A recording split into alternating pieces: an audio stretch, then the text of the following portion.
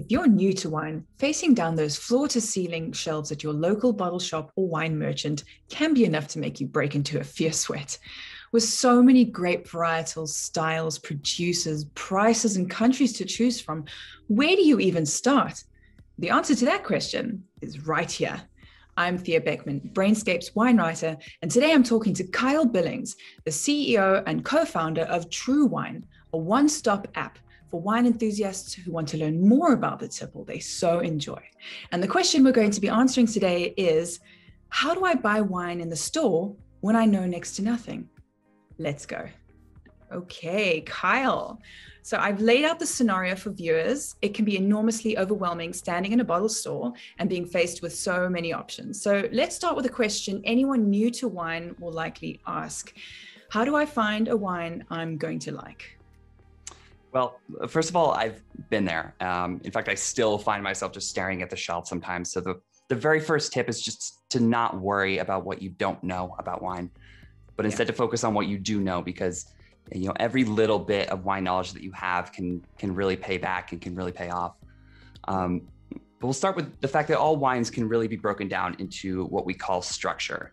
And a wine structure is made up of its acidity, its sweetness, its alcohol, and its tannins. And when we like a wine, it's usually because we like its structure.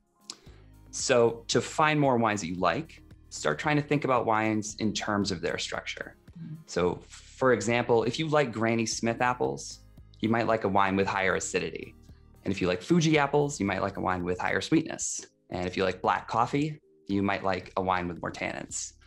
So next time you're at the wine shop, feel free to say that you're looking for a wine with good acidity or a wine with more tannins. They'll know what you're talking about and they'll be able to help you out. And over time, you'll start to learn about the different grape varieties and winemaking styles that create the structures that you like, and you'll be able to navigate the shelves from there. And finally, don't worry about finding a new favorite wine every time.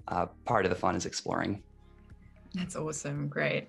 So on the subject of trying new things, the wine labels are there to inform the buyer, but without understanding the terminology they use, they may as well be written in Greek, unless you're Greek, in which case, you don't have a problem. But how do you beginners decipher wine labels, which is supposed to tell them what to expect, but they don't understand them?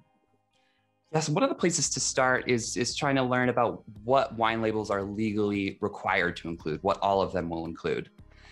So a few examples of those are where the grapes for the wine came from, when the grapes were harvested, and the ABV of the wine.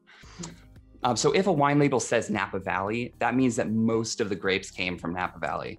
And I say most of the grapes because in countries like the United States and Australia, only 85% of the grapes have to come from the region that's on the label. And the same is true for grape varieties. So if a wine says Pinot Noir, only 85% of the wine has to be Pinot Noir. So it's a bit confusing, but it's something to keep in mind because a wine label might talk about breezy coastal vineyards, but if it says California on the label, then the grapes for that wine can actually come from anywhere in the state. Now in Europe, wine labels are more tightly regulated by the European Union. So a wine label on a bottle of French wine or a German wine, they come as sort of a guarantee that the wine was made in a certain way with grapes from a certain place. So they can be a bit more helpful, even if they're a bit more intimidating. Right, yeah. So I guess that's where your knowledge comes in when you learn about, for example, what a wine from Beaujolais, France tastes like. When you see Beaujolais written on the label, it's pretty standard. You could sort of know what to expect from that wine. Okay, so even the greenest of wine lovers knows something about older vintages being better, but is this always the case? In other words, when I'm looking to buy wine in the store, is it better to choose older wine as opposed to more recent vintages? So age can change a wine, and some of the most coveted wines in the world are famous because of how well they change over time, but that change isn't always ideal. In fact, that 4 out of 5 wines are best to drink within a couple of years of their vintage date, which is to say the date when the grapes were harvested. And in general, if a wine is on the shelf at the store, it's ready to drink. So there's no need to age it, no need to worry about aging. But if you do see something like a 2006 Riesling on the shelf at the wine store, definitely give it a shot because you'll start to experience some of what that age can do to a wine. Mm. And I think it's also important to keep price point in mind, because at my local bottle store, there is a 2010 Tempranillo. And I was like, wow, I thought it was a great deal for under $15, bought it, and it was like battery acid. It had no fruit. It was absolutely abhorrent. And so if you come across a wine that looks like a fantastic deal and it's really old, there might be a chance that, don't have high expectations if you're paying very little for it. So yeah. Okay, so let's talk dollar bills. Kyle, is expensive wine always better? Well, the very shortest answer is no. There's a lot that goes into the price of every bottle of wine. You have the cost of the land, you have the winemaking equipment, the bottles, the employees, and all of that finds its way into the price of a wine. So in places like Napa or Burgundy, the land itself is incredibly expensive. So you may be paying a premium for the prestige of the brand rather than for the wine itself. Now, of course, there is a reason that land is expensive, and some of those expensive wines can really be spectacular. Mm-hmm. But the other side of this is what makes a wine better. And there's a time and place to sit down and really savor a bottle that is special. But in other cases, the situation calls for something more cheap and cheerful, in a plastic bottle that you could, that you wouldn't mind spilling or talking over with friends at a picnic. So, sometimes the wine can be expensive and that's worthwhile, but other times it's important to make that call to say, like, this is just something to enjoy. Yeah. And, even the most respected of sommeliers or wine experts, they drink mediocre wine 99% of the time. And the other 1% of the time, they're drinking really expensive, ancient vintages. So don't have those massive expectations of yourself if you're just starting out. Okay, so from one wine lover to another, what should I look for the next time I shop for wine? I would say, for beginners and for experts alike, look for the small sections in the shop. I think there's always plenty of French or Italian wine to choose from, but I personally always find some really great gems in like the tiny Croatia or Georgia section. Finding things that you don't recognize, things that are off the beaten path. I think there are always fun, serendipitous results that come from that.